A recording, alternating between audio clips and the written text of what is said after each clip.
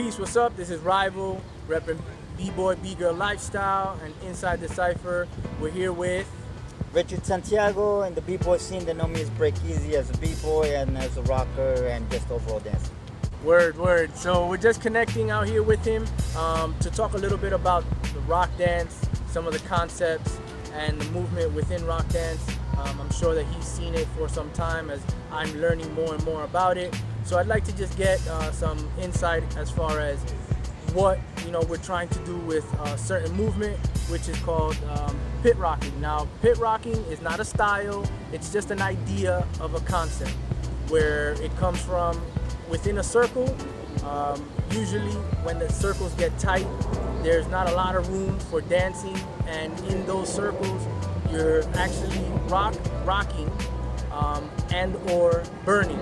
So I just wanted to, ask him what he thought in regards to that concept, the lineage behind those ideas, and we can develop more conversation.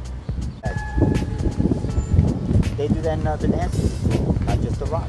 Now the rock was able to incorporate a lot of jerk movement and burning at the same time, and maybe that's what attracts B-boys, the fact that they see that burning, but it's not, I don't think it's the initial part of the burning. I think it's the fact that they're learning how to jerk now. There you go. And right. That's the real key. It's not the burn. The burn is not a thing. You can do a burn out of a simple thing. You grab a cup off the shelf, drop it on the floor, unzip your pants, whiz in it, pick it up, take it, shake it, and then give it to the person to drink. And that's a burn. That's a burn. Yeah. Now the question is, how do you present it in a dialogue? And to make it where this guy doesn't go, I was sitting here, ching, I got a gun, boom, I shot you.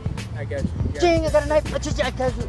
Yes. But show me the process of what you flicking it, showing it, show me what you do with it. Boom. That's the part that's very key. Yeah. And that's something that I think most people would forget, that you have to build up that.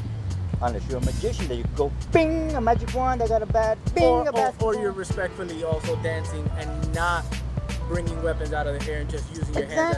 Exactly. I love people that are very musical, and that they can do their burning factor to the fact of, like, if this guy cannot do a simple jerk, but you can outburn him on just a jerk, enough said. There's no hand gestures. It's just dancing better than the other person. That in itself is burning. That's how most people battle. It was quién podía bailar mejor que el otro, o que la otra, o la pareja que se bailaban. Yeah. It wasn't about just the fact that I'm going to take you, put your head down there, and then that's the argument. I get you. So it's a combination of everything. It's the freestyle, the jerk, the drops, some of the burns in there and stuff. And that's what I think is the key thing to understand. Now, if you're using just the burn of being caught up, or you're in a crowded space and using that to be a concept to push, maybe not. Maybe explain to them, what you're attracted is to the jerk and the burn associated with the jerk, which in most cases is like that, but not all cases. No, correct. So that's why, from your experience, how you're explaining it, being from your idea of most people see the jerk, and I'm explaining my perspective, and now when we combine it, it's a combination of both. And then it all works out, not having to overpower the other person, or the one person overpowering. It's like, so we all have different understandings, but that's why we appreciate the rock. Yeah, that's why when the B-boy does his normal 6-step, the concept that I say, that as a B-boy and stuff, you use your footwork to become your top rock. They're equivalent. They're inseparable. If you understand the mathematics on it, and I've explained this many times, that the 6-step and the top rock is no different. You do a CC, you kick out with the leg. You do a 6-step, you're doing 1, 2, 3, 4, 5, 6. You do side to side, in the footwork you're doing side to side. You're doing the same syncopation, and that is top rock. Word. Now the B-boys started doing all this because they saw the rockers. So that's the influence there. Yeah, the hand gesture was like, but the end is that they want to get that, They want to get the combination of 4 or 5 or 7 or 8s in their set. And the B-boys have changed the way the top rock is done because they were influenced of the rock dance. Whether it's some of the burns, yeah.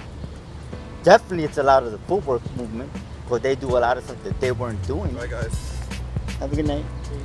And the idea is being able to understand that. Now, if you're going to introduce the pit, okay, explain to them what the pit is. And then make that as an intro. But don't push the pit to be the ultimate line dance. What is your idea of what the pit? From my understanding, there's many definitions and ideas to that. Well, coming from where the idea, there's no need to not hide it, right? In the street world, the pit can mean something, and then in the dance world, it can mean something else. So, what from your experience would be what you would want to share with people of what the idea of pit is? Well, pit is simple. It's a hole with 2 men enter and 1 man comes out. It's a small arena. You see the pit in the Roman times, dropping in the pit. 2 guys enter, 1 guy comes out. That's the pit. Steel cage match. Steel cage, still a pit. Well, in this case, you're doing the same thing to the rock dance. 2 men enter, 1 comes out, the victor. Oh, in this case, if they're gonna go pit and they're gonna use the concept of burns, then it's burns through the pit. But like you said, even regardless of your burns, you have to make sure you're using the elements of the dance. Now, right? now, when you do teach rock, this is where the introduction of is that if people love the fact that they love all these burns, then walk around with them and show them what a burn is in everyday life. Word. You take a sartén, stuff, fry it, put out salt, whatever you want, salt, adobo, whatever, and then fry it and then hit the guy in the back. Boom. Bam. That's it. They're basketball. Take them, squash them into basketball, bounce them, take them and toss them out. Or if they're tossing you something, or an arrow, then take the arrow, boom, toss it. Similar to all the burns that he's been using against me during this video.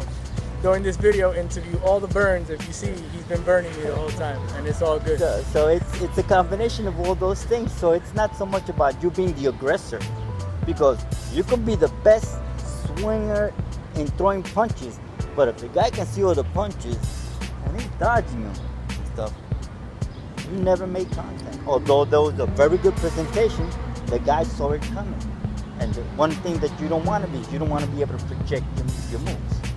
You can project your presentation, and you can do like watch the birdie and smack him up with the right hand. So that I do that at times, like set people up think that it's gonna come here, but this one just went pop. Mm-hmm. So it's learning how to right with the left when you know you're right. Word.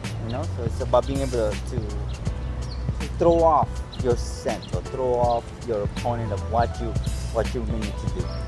Word. So thank you very much for your time. Break easy. Cool. And for those that want to rock and stuff, go and see people who already stepped up to the plate. People that already have gotten in contact with a lot of the rockers that are now. There are new school rockers, and for that I commend them. The only thing they have to do is now step up and compete in battles, because you know who you are. And for those that are looking at them as a guide, ask them who are their teachers. And here's the thing right now that I want to tell everybody in all dancing environment is that right now you have the originators of so many of these dances and the people that were there. It's your responsibility, not us that created it, because we know who we are, but we know who developed it. But it's your responsibility, because when these kids come up to you, what's going to happen is they're going to be like, you were around when those guys that were there are doing it, and you didn't take the opportunity to learn yourself, then you're the bad guy. Because you have the opportunity to learn from the masters right now. Because when this generation is gone, and our generation is gone, I'm 50. When we're gone, the responsibility is on you guys. Yeah. And you see that? That's the future rockers for you. Look at this guy. You better be ready.